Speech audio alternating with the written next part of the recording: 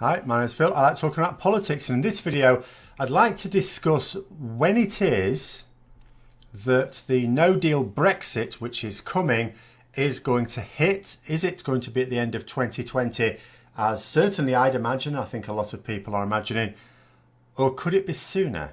But first, if you'd like to see more of my videos, then please subscribe to the channel and click the bell notification icon. So first of all, in terms of how do we know that Boris Johnson is going to pursue a no-deal Brexit, given that he says he absolutely wants a deal?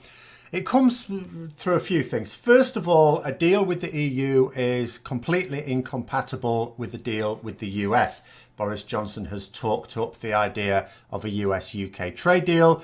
Donald Trump has made it crystal clear that there can be no trade deal, not even talks with it, if we do not leave the EU without a deal. If we have any sort of deal with the EU, then the US trade deal is completely off. And you still might imagine, well, Boris Johnson knows that a deal with the EU will be good for the UK, and a deal, or the deal, should we say, the deal that Donald Trump has proposed with the US will be a bad one. That's not to say that any trade deal imaginable with the US would be a bad one, but the one that is on offer. Now, you know, you could say, well, with his large majority, maybe he would just do what's best for Britain. Doesn't really sound like Boris Johnson, but there is another thing as well. He has already started to amend his withdrawal bill by including and excluding things that would also make a trade deal with the EU incompatible. He's been putting things in and taking things out that mean that we cannot get a trade deal with the EU. So there is no chance of negotiating a trade deal with the EU with what he has already now done with the withdrawal bill. We've had various commentators from the EU, including heads of government, noting that Boris Johnson seems to be playing a little bit fast and loose. There have been warnings to Boris Johnson that if he changes the withdrawal bill such that the withdrawal agreement, which remember, the whole purpose of the withdrawal bill is to make into British law the withdrawal agreement that has been agreed with the EU. But if the withdrawal bill does not do that, if it misses certain elements out, or if it puts elements in that are contradictory or mutually exclusive with certain aspects of the withdrawal agreement, then there is no withdrawal agreement. Now, the way it's looking at the moment is you could argue that Boris Johnson is simply getting ready for 2021. He's putting things in place so that at the end of 2020, when he will not extend the transition period, he's made that clear, and I actually believe that at the moment, we will leave without a deal because we can't get a deal. He will at the end of it blame the EU's intransigence for not getting the deal, like he keeps doing. Tried and tested method. Why would he change it? It's worked so far. And we end up with a no deal in 2021. He'll also go with the US trade deal, which should take years to negotiate, but who knows, maybe he will just agree to whatever the US says, which is reasonable to assume. And so we move seamlessly into that US trade deal. Will we see a load more of our goods exported to the US? No, because the trade deal means we export fewer goods to the US. We have to import more, but we export fewer. And that will be the scenario. And it is possible for this to happen sooner, because if Boris Johnson breaches the withdrawal agreement, then effectively the transition, I don't know actually with the transition period, I imagine what would happen first of all is, you know, the UK would be taken to court. Now, in such a scenario, I'm not entirely sure exactly what would happen, because if the withdrawal agreement's been breached, then does that mean at that point the transition period has ended? Will there have to be checks at the border from that point? I'm not entirely sure. What I would suggest, though, is if a court says that, yes, the UK has breached the withdrawal agreement and it does nothing to rectify it immediately, then I imagine that is exactly what will have to happen, especially given that Boris Johnson has recently said that he wants the furthest thing from convergence with the EU. He wants to diverge completely from the EU. Now, it was quite clear that he wanted to diverge. All this rubbish before the election about being able to get a trade deal with the EU easily because we're in perfect harmony was always, yes, we are now, but you're planning on diverging us in the future. And now he's just coming straight out and saying it. He wants to massively diverge. He doesn't want any any similarity at all between UK laws and EU laws. He's not even accepting that there are things we agree on and would have the same laws on. So we are going to be moving into a territory potentially where we're not thinking to ourselves, well, at least we've got up until the end of 2020 and then, we've got that year to do something, to put something in place, to at least put pressure on Boris Johnson to rethink if he really is going for the no-deal Brexit, or to put pressure on other Conservative MPs to go, hang on a minute, this isn't good. But he could do it quite quickly. It's not inconceivable that we could end up with the no-deal Brexit still at the end of January. Because if the EU takes the view that the withdrawal bill that's gone through hasn't enacted the withdrawal agreement in its entirety, they could say, we don't have an agreement. You have just left without a deal. And there it is.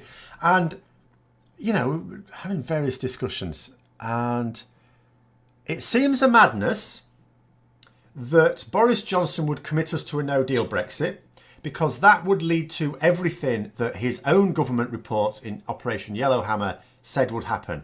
So that means absolute gridlock at ports, particularly in Dover. It means shortages of medicines. It means, increase in... It's all right saying that some food prices would increase and others not so much. Well, if it's the ones that people want, then they're noticing that. Lots of things that lots of people would notice. Like I keep saying, if unemployment is really high, that doesn't actually affect the vast majority of people. If you have a really high unemployment, that's still actually a small minority of the population. So a whole population can be fooled into thinking that unemployment is under control when it is clearly not. A whole nation can be fooled about NHS because most people, although they value the NHS, they know they're going to need it at some point. At any particular time, the vast majority of people are not needing to access the NHS and therefore don't see how crap it is. They're certainly not dumped on a floor when they need urgent medical attention.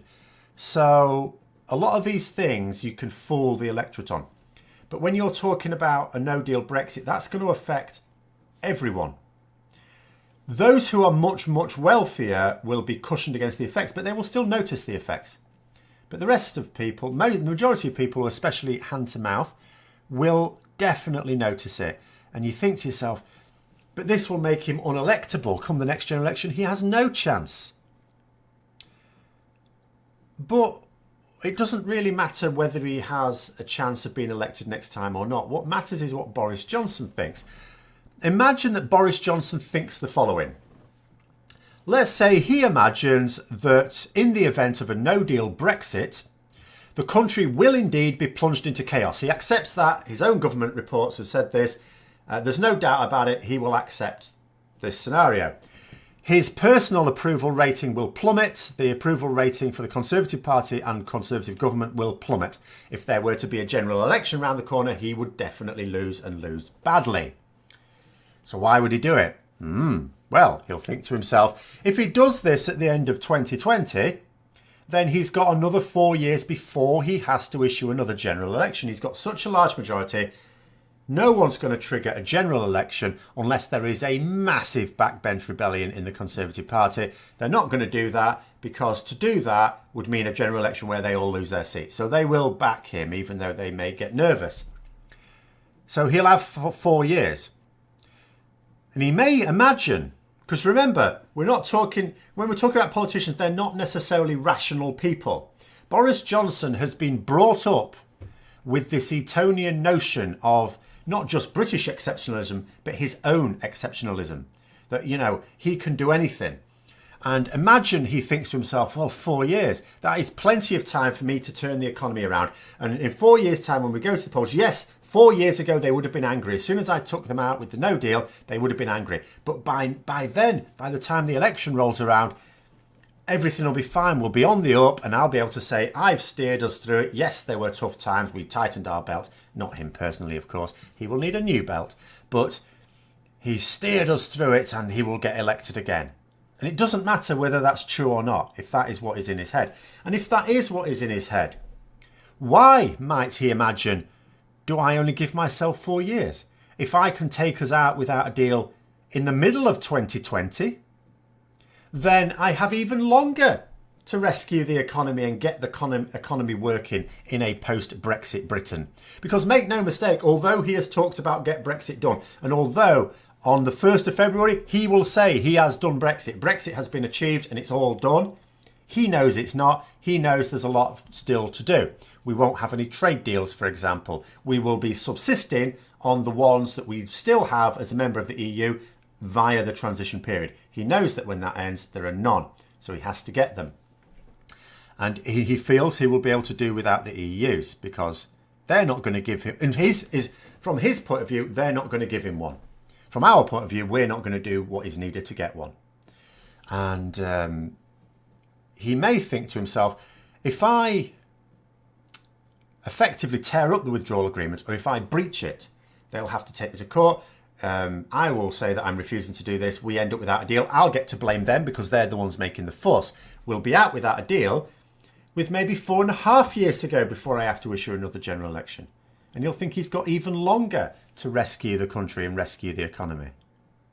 And it makes no difference whether he can do it or not. If that's what is in his mind, that may well be his strategy. So I think I'm going to have to sort of say in conclusion that although I was convinced that Boris Johnson's plan was to get us out of the EU, get us into the transition period, but then at the end of the transition period not get a deal and take us out with no deal then, there is every possibility he could do it sooner. So anyway, let me know what you think. Hope you found the video enjoyable. If you did, don't forget to click the like button. And if you'd like to support the channel further, then please click the Patreon link as well. Until next time, I'll see you later.